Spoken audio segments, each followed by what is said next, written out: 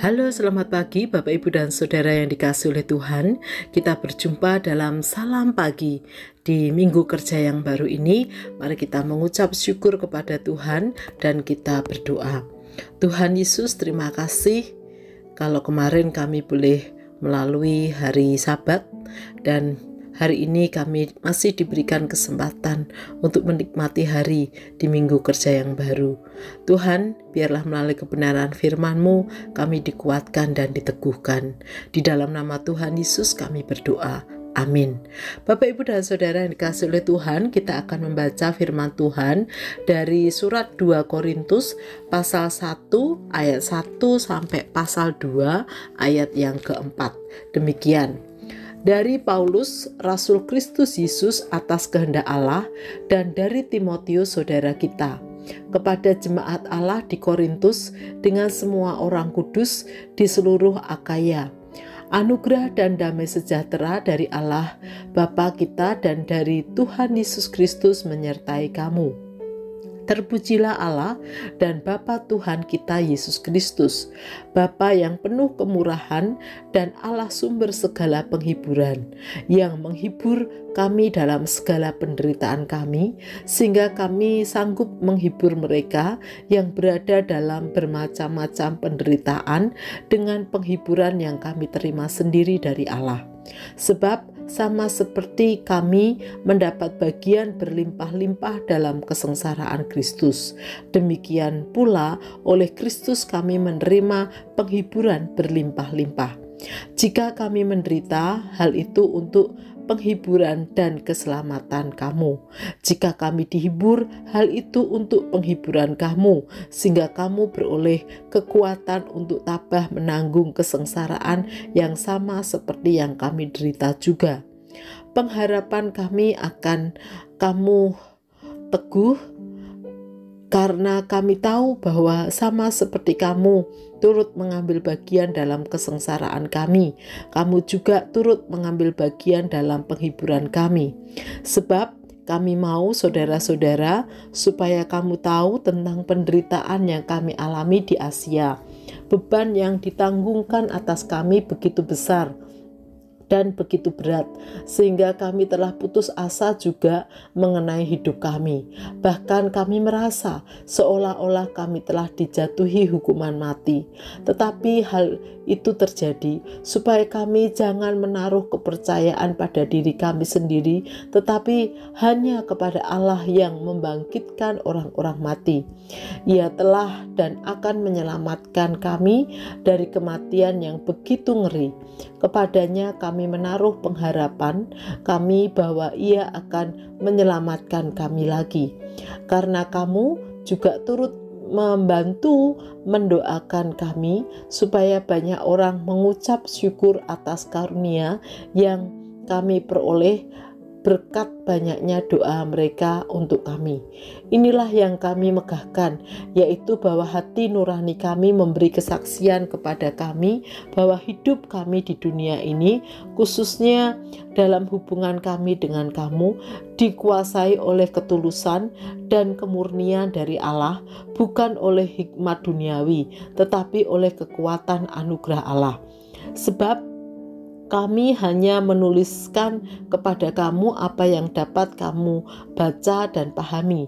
Aku berharap kamu akan memahaminya sepenuhnya, seperti yang telah kamu pahami sebagiannya dari kami, yaitu bahwa pada hari Tuhan Yesus kamu akan bermegah atas kami seperti kami juga akan bermegah atas kamu. Berdasarkan keyakinan ini aku pernah merencanakan untuk mengunjungi kamu dahulu supaya kamu boleh menerima anugerah untuk kedua kalinya. Kemudian aku mau meneruskan perjalananku ke Makedonia, lalu dari Makedonia kembali lagi kepada kamu supaya kamu menolong aku dalam perjalananku ke Yudea. Jadi, apakah aku bertindak seenaknya saja dalam merencanakan hal ini, atau apakah aku membuat rencanaku itu menurut keinginanku sendiri, sehingga padaku serentak terdapat ya dan tidak? Demi Allah yang setia, janji kami kepada kamu bukanlah serentak ya dan tidak. Karena Yesus Kristus anak Allah yang telah kami beritakan di tengah-tengah kamu, yaitu olehku dan oleh Silvanus dan Timotius, bukanlah ya dan tidak, tetapi sebaliknya di dalam dia hanya ada ya. Sebab Kristus adalah ya bagi semua janji Allah. Itulah sebabnya oleh karena dia kita mengatakan amin untuk memuliakan Allah. Sebab Allah lah yang telah meneguhkan kami bersama kamu di dalam Kristus yang telah mengurapi kita, menaruh meterai tanda milik atas kita, dan yang memberikan Roh Kudus di dalam hati kita sebagai jaminan dari semua yang telah disediakan untuk kita. Namun aku berseru kepada Allah sebagai saksi demi hidupku bahwa aku tidak datang lagi ke Korintus justru karena aku tidak mau bersikap keras kepadamu. Kami tidak mau memerintahkan apa yang harus kamu percayai, tetapi kami adalah teman sekerjamu untuk sukacitamu, sebab kamu berdiri teguh dalam imanmu. Aku telah mengambil keputusan di dalam hatiku bahwa aku tidak akan datang lagi kepadamu dalam kesedihan, sebab jika aku membuat hatimu sedih, siapa lagi yang dapat membuat aku menjadi gembira kalau bukan orang yang kubuat bersedih itu. Justru itulah maksud suratku itu, yaitu supaya jika aku datang, jangan aku bersedih karena mereka yang seharusnya membuat aku menjadi gembira. Sebab aku yakin tentang kamu semua bahwa sukacitaku adalah juga sukacitamu. Aku menulis kepada kamu dengan hati yang sangat cemas dan pedih dan dengan mencucurkan banyak air mata. Bukan supaya kamu bersedih hati, tetapi supaya kamu tahu betapa besarnya kasihku kepada kamu semua.